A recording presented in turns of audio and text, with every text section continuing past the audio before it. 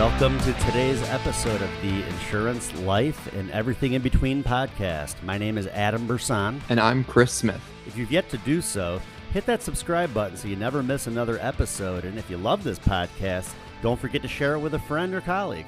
We greatly appreciate your help and support.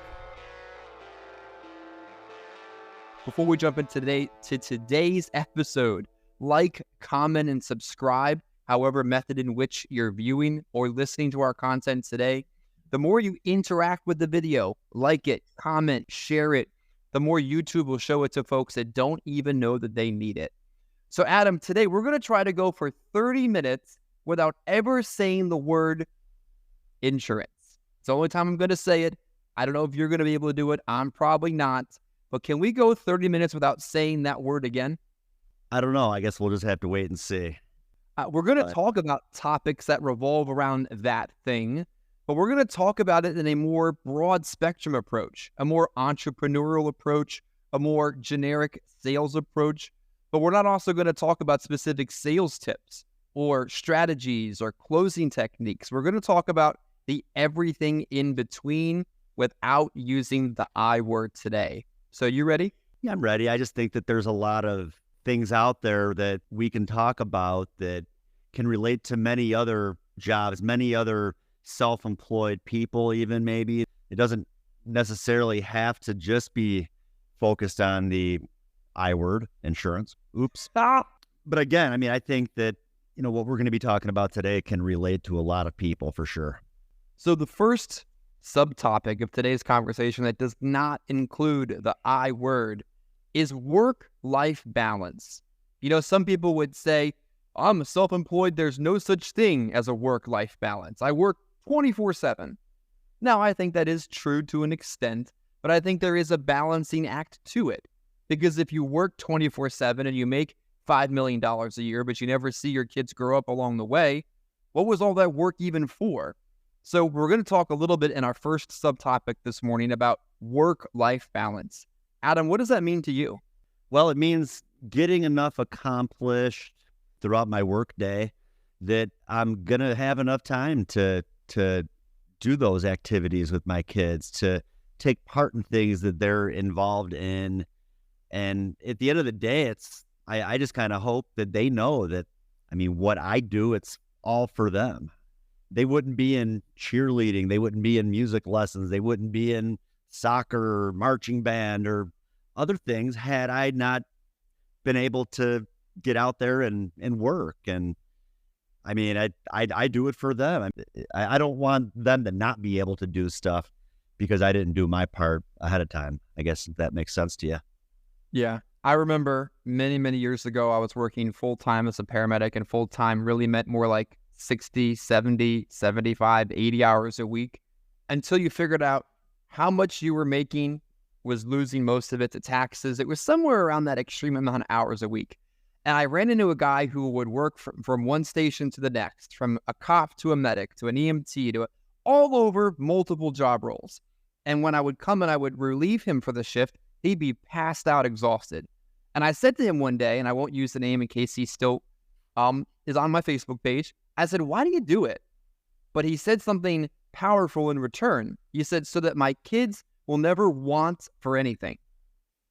And I came to this realization that that's an admirable thing he's doing. He's working his ass off to provide for his kids, but he's also never going to see them. And I had this like moment in my head where I realized I was either going to become him or become something different in that same vein.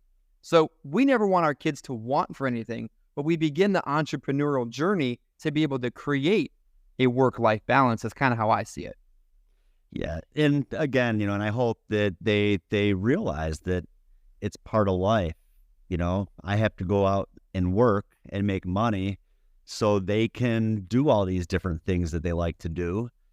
And yeah, you know, when I get home, I mean, almost every night I feel like, you know, one of my kids is coming up to me wanting to do something, wanting to play this and that. And I think about that too. I mean, heck, they're not going to be as young as they are forever. Like you said, I mean, not being able to see your kids grow up because you're so busy working.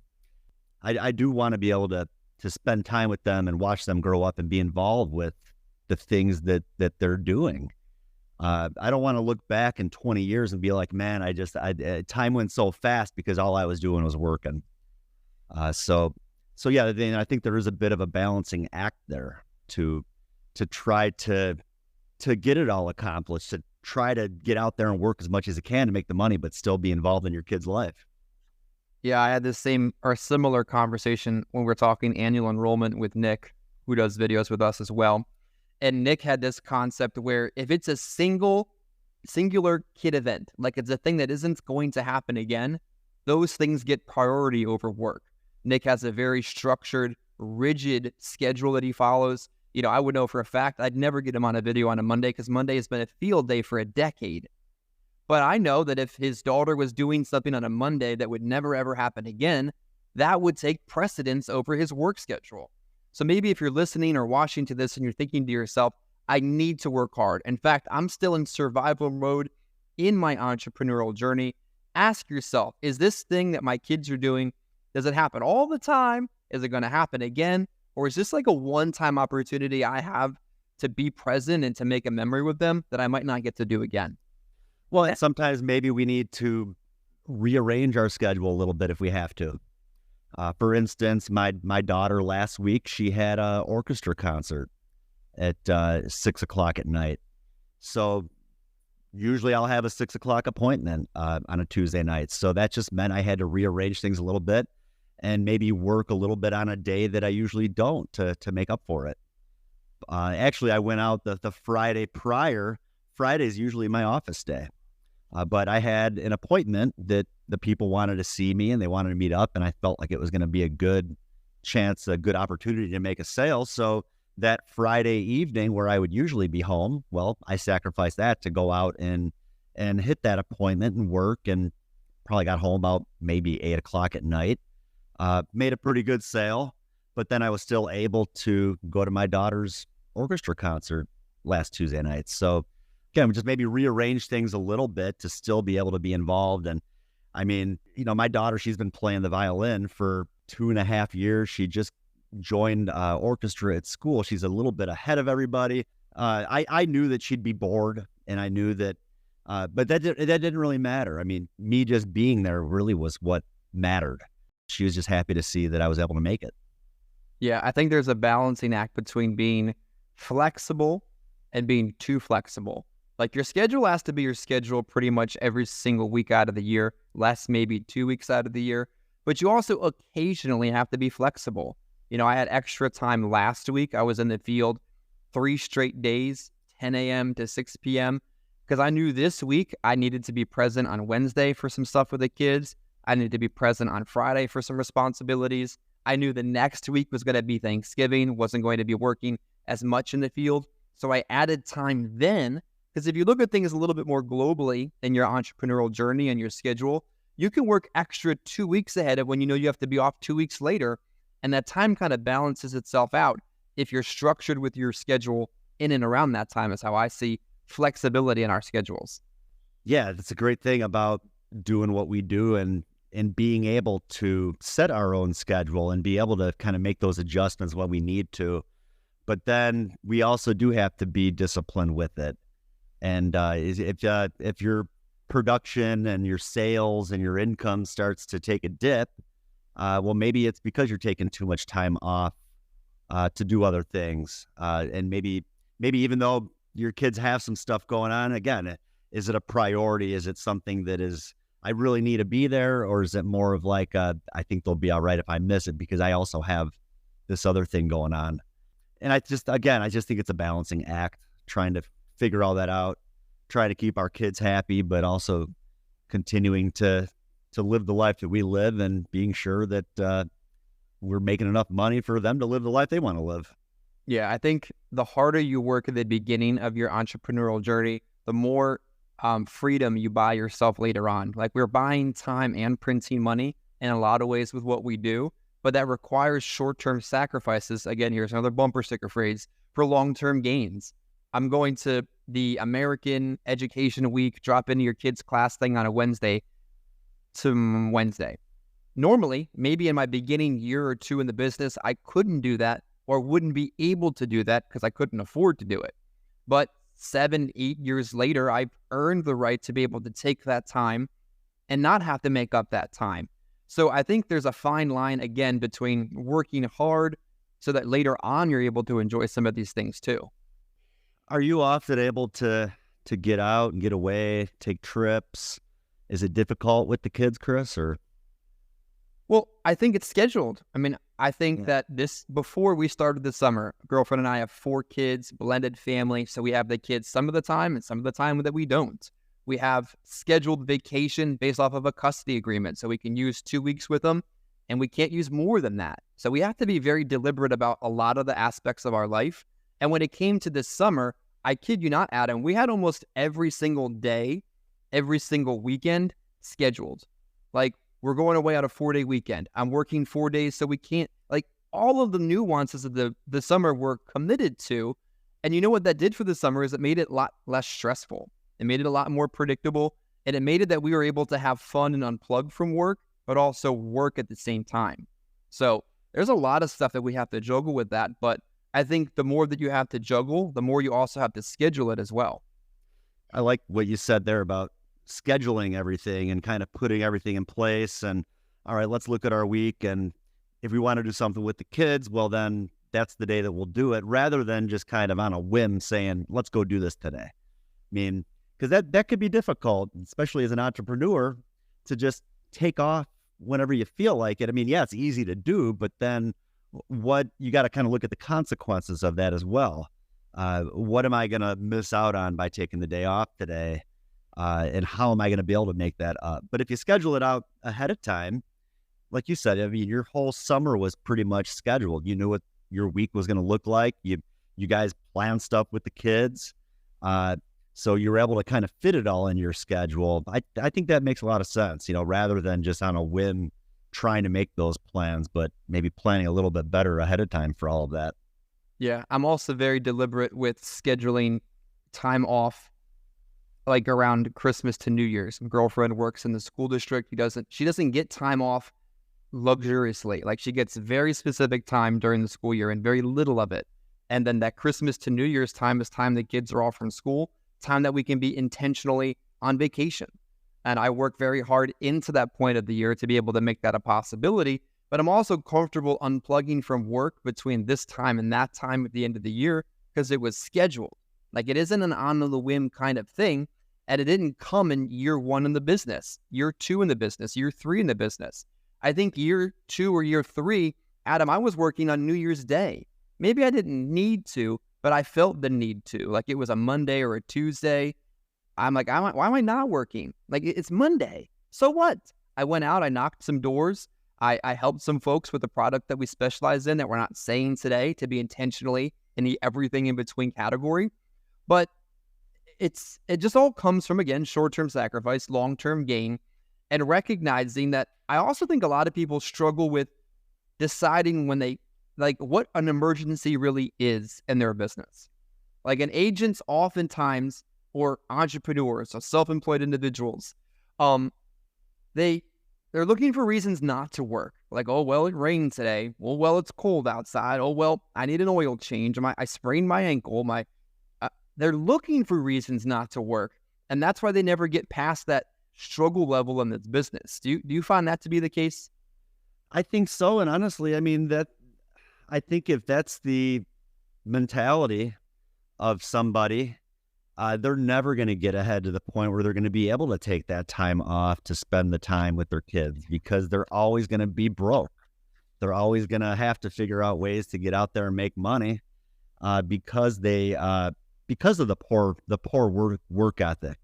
I've had people that I've worked with in the past where they might have an appointment to go see somebody at 3 p.m, or that person's not home. Well, then they're just too discouraged to continue doing anything the rest of the day. They're just going to go home and pout about it.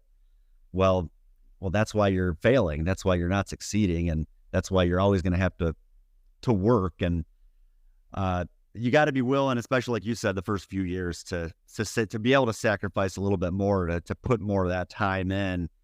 And I mean, I've talked about it a lot. Even, I mean, this year for myself has been kind of like starting over, and having to put a lot more time in than I had the last 5-6 years. Kind of a difference in what I'm doing now compared to what I was doing the last 6-7 years. And because of that, yeah, I got to work a little bit more, kind of getting back into just that nonstop, doing whatever I can to get out there and make money, but still having to kind of balance that to see to it that can still be involved with, like I said, the stuff that my kids are involved with as well. I think structure breeds stability. I think that even our own schedule, we know that on Monday morning, we're doing your long form training. Or Monday afternoon, we're doing podcast. Friday morning, you're on my morning training. That kind of structure makes a busy schedule more stable. I also think that it's important for people in their entrepreneurial journey to get family on their side so they can have that support. They know where they're going. They're knowing what they're trying to accomplish. They're willing to understand the sacrifices sometimes. But I think sometimes agents almost said it. I think sometimes self-employed individuals in sales perhaps set bad examples for their family. Like they're telling their family they want this to happen. They want to get them to this level in life, but their significant other, their spouse comes home and they've never left. Like I can never imagine doing that and thinking to myself, I want my family to be on my side, but I'm not going to be on my own side along the way. But do you really think that people who have family not on their side is because they're not doing things right in the very beginning or at all? I think you're right. I think, unfortunately, to a lot of people that are self-employed, entrepreneurs, 1099, if they're involved in a relationship with somebody that maybe has that full-time career with the benefits, with the salary. I mean, I've seen people I've worked with in the past where they almost treat what we do as a hobby because their significant other is like the breadwinner. They're the one who has that, like I said, that salary. They're the one who has those benefits, and it's almost like they just want to do just enough so their significant other just stays off their back, rather than wanting to do more. Heck, they could do more career like what we do. They could do more to the point where their significant other doesn't even have to work anymore. Again, I've seen it where a lot of people, they just tend to do the bare minimum just to get by, to satisfy their significant other. But fortunately, I mean, I'm in a very good situation. My wife is very understanding with my career and what I do, and she understands that I have to be out working.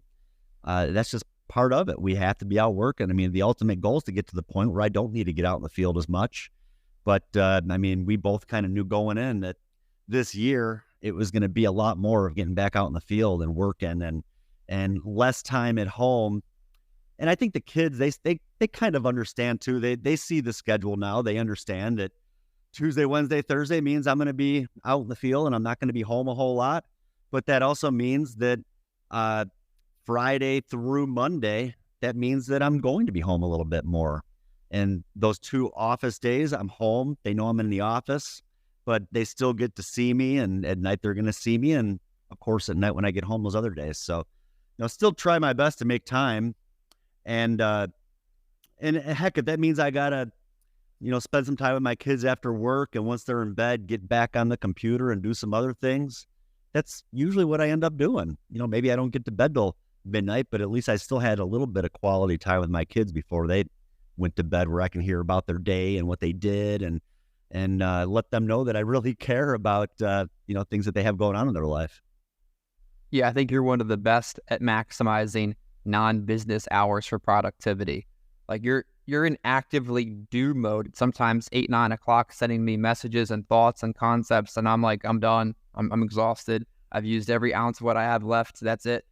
But recognizing that just because it's not 9 to 5 doesn't mean you can't do something, especially those things that are not sales related activities. Because I think a lot of times individuals in self-employed environments and sales and such struggle because they don't know how to balance income producing activities and non-income producing activities to make that system work. Yeah, I mean, I worked with someone in the past where, it was someone that was like a leader that I was working with, where his phone 5 o'clock came and it was off. Like we turn our phone on at 9 and we shut it off at 5, and it's like we just can't do that with what we do. There's people that we work with that are going to need us, that are going to have questions, that are going to need our help, and we can't really treat it like that 9 to 5. I tell the people I work with all the time. I mean, I had a guy yesterday calling me that was visiting with somebody that he just needed a little bit of help and assistance. Like, I'm here if you need me. All you got to do is get a hold of me. I mean, my phone is by my side. Don't call me for something that could wait, but I mean, if you need me right now, I'm here. Exactly. Yeah, I think a lot of times people waste this opportunity to be self-employed, control the outcome of your career, your business, your income. They waste it. Like you were saying a few minutes ago, they're working just enough to make it look like they're working. Or realistically, what's happening is they're working just enough not to fail. When you're self-employed, you're not going to get fired. But the worst part of it is you're fire yourself over a 6-month period where one day you'll wake up and you realize you really are unemployed and you've been fooling yourself this whole time, which is pretty tragic. I just hope the people that have the skill set, have the desire, have the money saved to make it happen, they don't waste this, because this is a pretty incredible opportunity once you figured out a system in sales or entrepreneurial or business ownership to implement it. I think most businesses are really not all that creative once you understand the structure and how they work. Like, you could probably be taught how to run a Chick-fil-A and figure it out. Can't be that complicated. You can probably figure out how to run a McDonald's or an Applebee's. Might require a lot more work. Might not be as much income as what we specialize in. But I think most of the opportunities that are successful are very rigid and structured systems that are just implemented properly. And you can put the same sort of system together with your own business and with your family. You know, like what we talked about with just kind of structuring everything out with the days that we're working, our hours that we're working, the time that we have, that our kids have stuff going on that we want to be a part of, and just, again, kind of working together as a team. You're the people you work with, that's one team, and then your family is the other team. And and again, I think everybody just kind of has to work together to see to it that everything can get accomplished. But again, I think it's just a lot of the weighing game of time at work and time at home, and just kind of balancing everything out to keep everybody happy. Sometimes it's tough too when you get home from work to not let that affect how you communicate with your family. Mm-hmm. Because sometimes it can be tough. I mean, heck, you come home and if you don't write any business, or if you're not in a great mood, sometimes it's kind of hard to kind of shift gears from work to home, and try not to let your day affect the time that you're spending with your kids as well.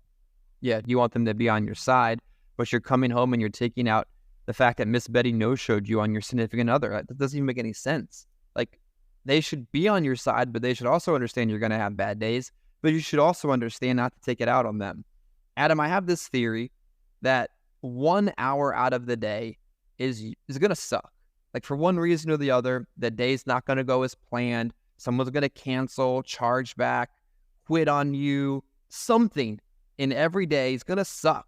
And the entire theme of the day is dictated by how you respond to that specific hour of suck. Have you ever found that to be true, or is that just simply a thing in my life? I could see that being true. For me, it's more of like, what can I do to turn things around? It's 3:00 in the afternoon. I have 3 or 4 more hours. And what can I do within these next 3-4 hours to kind of turn this thing around for the day? If that means I got to go back and find somebody that I've already done business with and go see them and maybe get some business that way, I'll do that. But it's just kind of keeping your head right, staying positive. Don't go home because you got discouraged. Like I said, I mean, I've worked with people in the past, 3:00 in the afternoon, things didn't go right and they went home. And then they call me and it's 7:00 at night and I'm still out working. The good makes up for the bad. And you just can't let it get to you too much, and just know that the next sale is really not that far away. Could you imagine what your circumstances would look like now if you wasted or underperformed your sales journey from the very beginning? For sure. Yeah, I could definitely see it. I mean, I got in the business when I was 21 years old. So, I mean, when I was 21 years old, work was really not my top priority. I mean, I was young. I like to go out and hang out with my friends and have a good time. And I mean, heck, 21 years old, I mean, we'd be out probably 3 or 4 nights a week. I mean, that lifestyle, there's no way if I would have continued on that sort of path. I mean, that lifestyle, there's no way I would be as successful as I've been. You got to get to the point where you're ready to kind of settle down. You got to realize that this is a career and you got to treat it that way. And you just got to maybe grow up a little bit. You know, it kind of took me and really kind of all my friends all at the same time. And we just kind of realized everybody's getting older. It's time to just start settling down and growing up a little bit. And makes a big difference when you kind of shift your focus from just going out and having a good time all the time to could probably have more good times in the future if I focus on work right now. Yeah, I think you can have far more quality good times when you're serious about your business. Like I can probably bet most of my work nights include leftover meals or last night's dinner or something quick. But because I make that kind of sacrifice, dinners on a Friday night or a Saturday can be some really high quality fun. And from making those kind of sacrifices, and I think sometimes people just need to be more serious about themselves in their entrepreneurial journey and say, I'm going to do this and I'm going to do it right, or I'm going to stop fooling myself and go get a job, because wasting this opportunity just seems so unfair to those that have it. And sometimes it takes someone to tell you, look I mean, you are wasting an opportunity here. I've had to have those discussions with people in the past. I think you're really good at what you do. I mean, you write a lot of business when you're actually out working, but I just think that you maybe spend a little bit too much time going out.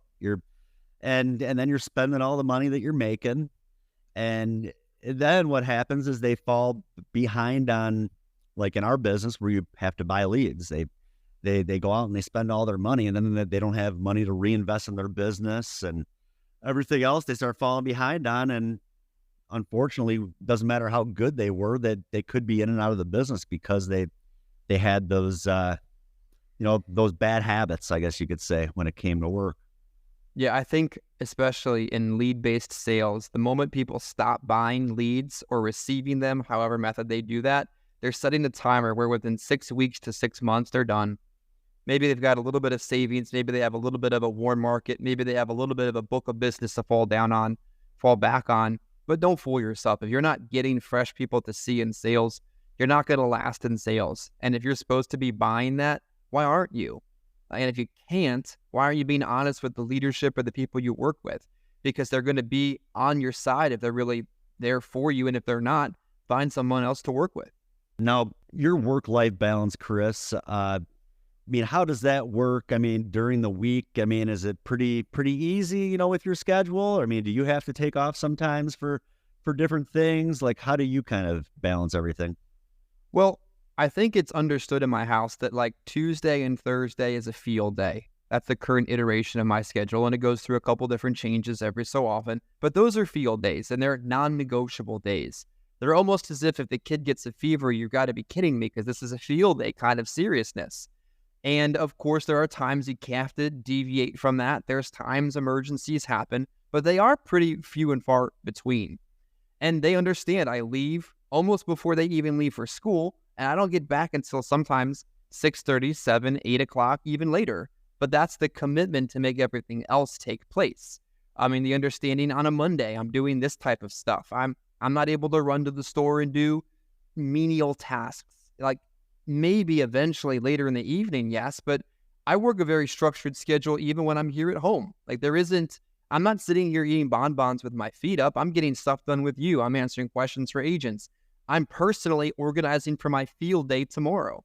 Like a lot of my prep time is also time to make sure that when I'm selling efficiently at a high level, seeing as many people as possible, hitting my production goals. Because people that are working with me, I want to be setting a good example for. I want to be setting a good example at home, but for the people that trust to work with me, because people are going to do 80% of what you do, but they'll also exploit 80% of your bad habits. So if they know that you're not going to be doing what they say, I say that to many leaders all the time too. Like, you want to build a team, but you're not buying leads. Like, F out of here with that. It's not going to work. You want to build the team, but you're not actually selling. Why is anyone going to sell if all you're going to do is recruit? Like, it doesn't work. So not only setting a good example at home, but for the people that choose to partner their businesses with us as well. That makes sense, because people will, for sure, I mean, if they see the type of work that you're doing, and if they want to get to the level that you're at, well, they're going to want to kind of replicate everything that you're doing. So I think that could be maybe another topic for maybe another podcast, kind of talking about that, the qualities of a leader, and, what it kind of takes to get to the level of really building something. Yeah, I try to think of it like, I don't ask people to follow, but hopefully they'll lead. Like, I can't make another self-employed individual do anything. Literally can't. Illegal, actually. I can't make you do anything, but I can show you what's working for me. And if you choose to follow that and replicate it, it will work for you. But the moment you choose to deviate from it in one direction or another, I have no idea what the results are going to be. Because our business, as much as we haven't said that word today, is very replicatable. It's very simple. Is in fact boring. On our morning call this morning, I said to our featured agent, I hope you recognize all the passions you have outside the business. He likes music. He enjoys studying things in the healthcare industry and art and production. And I said, embrace that, but embrace the fact that this business is boring. And when you can balance the boring part, you can put all your creativity into the other parts of your life.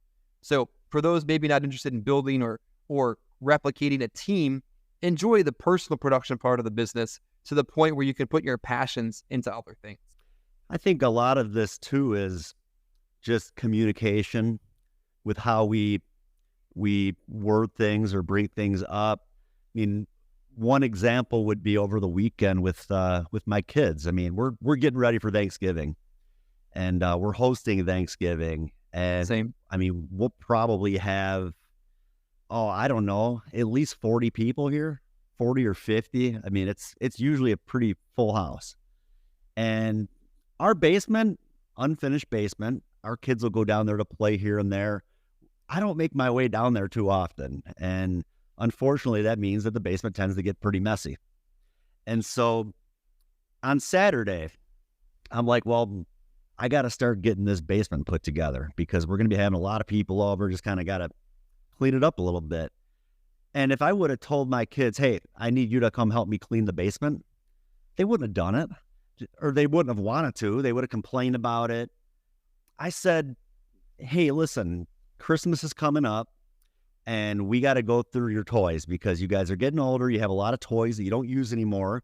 There's kids out there that are less fortunate that don't get nearly as many toys at Christmas time. So we need to go down there and pick out stuff that you don't use anymore, so we have more room too to get you guys new toys for Christmas.